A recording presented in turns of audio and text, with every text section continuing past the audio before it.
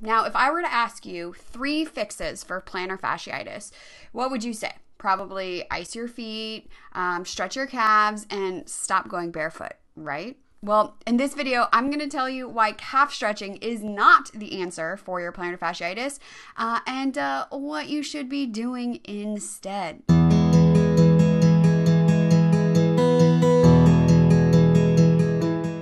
Hi, I'm Alexandra Ellis from aewellness.com. I'm the host of the Body Nerd Show podcast, and I help active people just like yourself learn how to move smarter, maintain your body, and maximize your strength so you can have more fun and enjoy life without pain. Let me know where you're tuning in from. And also, if you've ever had plantar fasciitis, raise your hand. I know I have. I also was the person who had custom orthotics in my shoes. I wore the stiffest of stiff shoes and was doing everything I could to limit the movement of my foot because that's the fix for plantar fasciitis, right? No, it's not. And I recently was in a Facebook group. A question came on, I have plantar fasciitis, what should I do? And all of these suggestions, from icing, never going barefoot again, getting super supportive shoes, making sure you stretch your calves, started pouring in. And it just made me so frustrated because all of those are just Band-Aids. They're not actually fixes or solutions that will resolve your foot pain. They may make it so that it doesn't hurt right now, but what about the next time you have to go barefoot, or the next time you walk a lot, or the next time you start to increase your mileage? What are you going to do then when the pain comes back? So let's talk about how to get rid of plantar fasciitis once and for all. And if you're with me, that hand up emoji, just like, yes, because that's where we're going to go. Now, before we dive into fixes, let's talk about what the plantar fascia really is, right? So the plantar fascia is the thick band of connective tissue on the bottom of your foot. And this is a super common picture. Any anatomy book, if you Google, this is what you're going to see. So I want you to also know that to get this image, the skin has been removed and layers of thick, very fibrous fat has also been removed. I know this because when I did my anatomy dissection, that's what I was stuck doing, scraping off trying to find the plantar fascia. And to be honest, I never got there because the fat on the bottom of your foot is so thick and cushiony. That's its job. Now, also missing from this image is the connection of the plantar fascia to what's happening up the back of your leg. So as you can see, there's a little red hot spot indicating where you typically have pain with plantar fasciitis. It anchors to your calcaneus. That's your heel bone. But it doesn't just stop there. The same connective tissue that is surrounding and is your plantar fascia that then becomes the skin of the bone, then blooms up the back of your leg to become your Achilles and your calf and your hamstrings. Basically, it's all connected. So this is why calf stretching is often recommended as a fix for plantar fasciitis. But the problem with your plantar fascia isn't that it's tight necessarily, and that stretching is going to resolve it. It's getting inflamed and irritated not just because it's tight, but also because it's getting overloaded, which actually, if we, again, continue to ask questions, ask deeper questions, why is the plantar fascia getting tight? Not just so you need to stretch the calves, but why it's getting tight is because that tissue is doing work that it wasn't designed to do. So any tissue in your body, when I say tissue, I'm talking muscles, I'm talking fascia, I'm talking pretty much everything. When it is constantly loaded, so think of, I don't have a rubber band here, but you're pulling on the fabric, and you pull on it and you pull on it and you pull on it and you pull on it, and you don't give it an opportunity to effectively recover. You don't give it enough time to repair, for all of the repair cells and recovery cells to go in there and rebuild the collagen and restore everything, which happens when you have ample recovery time, inflammation is low in your body, and you're getting good sleep. It's all connected. Okay, so when the plantar fascia does not have enough time to recover, because every time you take a step, it's getting pulled on and pulled on and pulled on and pulled on. It's not that there's something inherently wrong with your plantar fascia and that you should never, ever, ever be barefoot.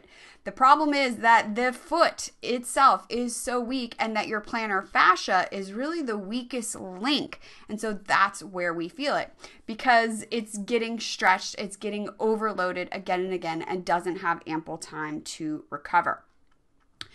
So what is the fix? One thing about being barefoot, I'm barefoot right now. I go barefoot probably 98% of the time. When I'm outside, I wear barefoot shoes. Not the 5-toe finger ones, just that's not my style, but no shade against those. And I can do this now, even though I had custom orthotics, even though I had plantar fasciitis, because I made one very important distinction, and that is I taught and built the strength of my feet to support themselves. So you have a ton of muscles within your foot. They're called intrinsic foot muscles because they're just within the foot that are designed to support the arches of your feet naturally. You know, the arches in the Roman aqueduct are really like, take the arch in St. Louis, Missouri. Does it need a support up the middle to keep it stable? No, because the whole thing about arches is that they can support themselves. And the same is true for your feet.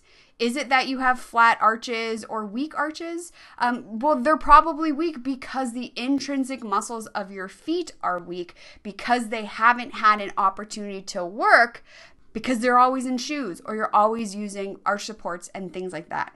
I know when it comes to podiatry, most podiatrists are going to tell you like, never wear flat shoes. They're terrible for you. And I don't believe that because I've seen it time and time again. People who work the strength of their feet and allow their body to do what it was designed to do are the ones who are able to get out of plantar fasciitis, not just manage it and not have pain, but actually resolve it for good so that it never comes back again. And if that is what you're interested in, let me know in the comments, just like a heck yes. So that's really the biggest thing is build up the strength of your feet so that the muscles of your feet and the muscles of your lower leg can do the collective work of supporting and stabilizing your foot so that the plantar fascia doesn't have to do it all. How do you do that? Well, going barefoot. If you are in the throes of plantar fasciitis right now and going barefoot feels terrible, then don't go barefoot, okay? There's ways to, start slow and build up your tolerance from there. This week's episode of the Body Nerd Show podcast, I talked about how to increase your mileage and how to increase your workouts. I mean, you can use the same principles I shared in that episode to build up your tolerance of being barefoot. And thank you so much for the thumbs up for those of you who are watching right now. And for those of you who are watching, if you have questions, drop them in the comments so we can answer them right now. So other ways to strengthen your feet, there's a lot of exercises you can do for the intrinsic muscles of your feet, meaning the muscles just within your foot.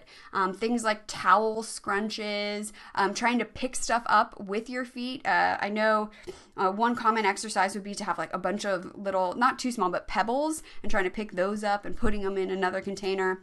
And I will say being able to pick stuff up with your feet is a very useful skill because then you don't have to bend over and pick something up. So it goes both ways. Calf stretching, maybe, but remember, calf stretching is not going to strengthen your feet, to strengthen your arches, to relieve the strain on your plantar fascia. So instead of calf stretching, calf strengthening is going to be your better bet. And because of the way your body works, a lot of times that tension is there to try to create stability where strength isn't. Right? Where strength isn't able to create stability. So when you build strength, you also resolve tension. And the same is true when it comes to the feet and the ankles, the plantar fascia and the calves and all of the above. Also working on balance work. Let me stand on a foot right here. And making sure that you are able to activate the muscles of your feet so that your arches don't collapse. So really it's a retraining of your body to use the muscles of your feet. And it's just like any other strengthening program that you would do, whether it's pull-ups or push-ups or just getting your arches to fire. Start slow, do progressions, give ample time to rest, and before you know it, you will be out there doing what you love to do without foot pain. Because isn't that like the best? So if you definitely right now are waking up in the morning with stiffness in your feet, if you feel that stiffness after a long day, try these things. Try strengthening your feet, strengthening your ankles, working on your calf strength instead of icing and stretching and never going barefoot, which now hopefully you can see are not only passive, but they're just band-aids. They don't actually fix the problem. So let me know if you have any questions. I would love to know what you have done for your plantar fascia that has been super instrumental and has helped you not just get to a place where you don't have pain, but where you're even stronger than you were before. Now you also might be thinking, well, what about mobilization, right? Shouldn't I be like rolling my feet out and doing things like that? And while that's also important because it does improve the elasticity and really the overall health of the tissues in your feet and your lower legs, it's one piece of the puzzle. So yes, you should be doing body work now, but also be working on strengthening so that you combine those two together to supercharge your stretching and really get the most benefit quickly so that you can get out of pain and get back to doing what you love to do. So if you're like, okay, cool, I hear you, but like, where do I start? So Movement Mavens, my program that teaches you how to come up with a customized wellness plan so that you can build that sustainable strength and get rid of pain. We don't open doors up again until May 19th. So in the meantime, I got something for you that's going to be super helpful. And that is the BODYWORK Starter Guide. So it's the 6 places to roll using things you probably already have around the house to get quick relief. And you can download it for free right now at aewellness.com/bodywork. And so I'll send you a PDF of all the things to do, plus the videos. If you're more visual, if you're more auditory, I got you covered. It's all right there. So there you have it. Feel free to drop any questions that you might have down into the comments so I can go ahead and answer them. And hopefully collectively we can stop preaching that going barefoot is evil.